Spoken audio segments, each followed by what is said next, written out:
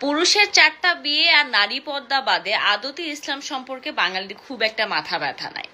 এবং বাংলাদেশের 95% বেশি হুজুরের একটাই বিদ্বেষ, সেটা হইতেছে নারী। আবার নারীকে বিছানায় নেওয়ার জন্য তাদের কত রকমের হিল্লা বিয়ে, মসজিদে বিয়ে, কত রকমের ফতেয়া তারা দেয়। মানে এদের বেসিকলি হইতেছে যৌন পিপাসা আর যৌন উত্তেজনা অনেক বেশি।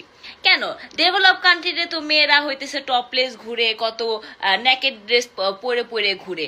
ওখানকার দেশে তো আমাদের দেশের থেকে কম ইপটিসিং হয়।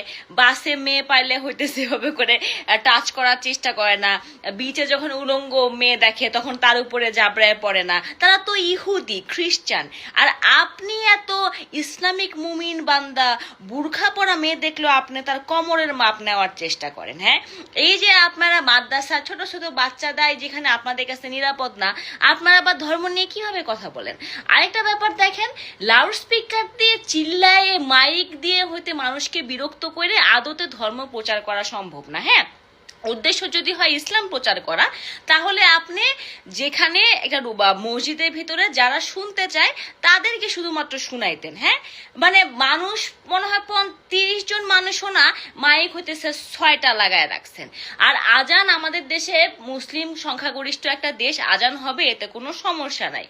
আমাদের দেশে একটা জায়গায় একটা মাইক দিয়ে 3 কিলোমিটার হইতেছে কাভার করা যায়। একটা আজান 1 মিনিট পর পর 20টা মসজিদ একসাথে দেয়। কারো আজানই ঠিক মতো শোনা যায় না।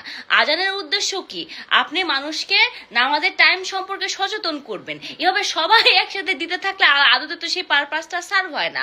আর এই যে আপনারা ওয়াজ মাহফিলের নামে মানুষকে অত্যাচার করেন, হ্যাঁ, আপনাদের জিনিস আপনি জোর করে কাউকে তো ধর্ম পালন করতে পারবেন না, এবং সে কথা বলাও হয় নাই।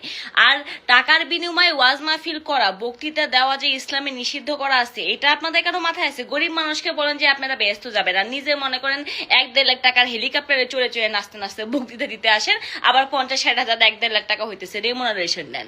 তো আপনারা আসলে কি ধর্ম নিয়ে ব্যবসা আদতে আপনাদের কবে বন্ধ হবে? দেখেন, ওয়াজ মাহফিল করতে কেউ নিষেধ করে নাই। মাইকের ব্যবহার সম্পর্কে সচেতন হতে হবে, সেটা গান বাজনা হোক আর হইতেছে ওয়াজ মাহফিল হোক। কারণ হার্টের দুর্বল রোগী থাকে, বাচ্চা থাকে, মানুষজন, ছেলেমেয়েরা পড়াশোনা করে, বৃদ্ধ মানুষজন থাকে। এভাবে লাউড স্পিকার দিয়ে গান হোক, ওয়াজ হোক, সবকিছু বন্ধ করা উচিত। আর ইসলামের নামে ব্যবসাও বন্ধ করা উচিত।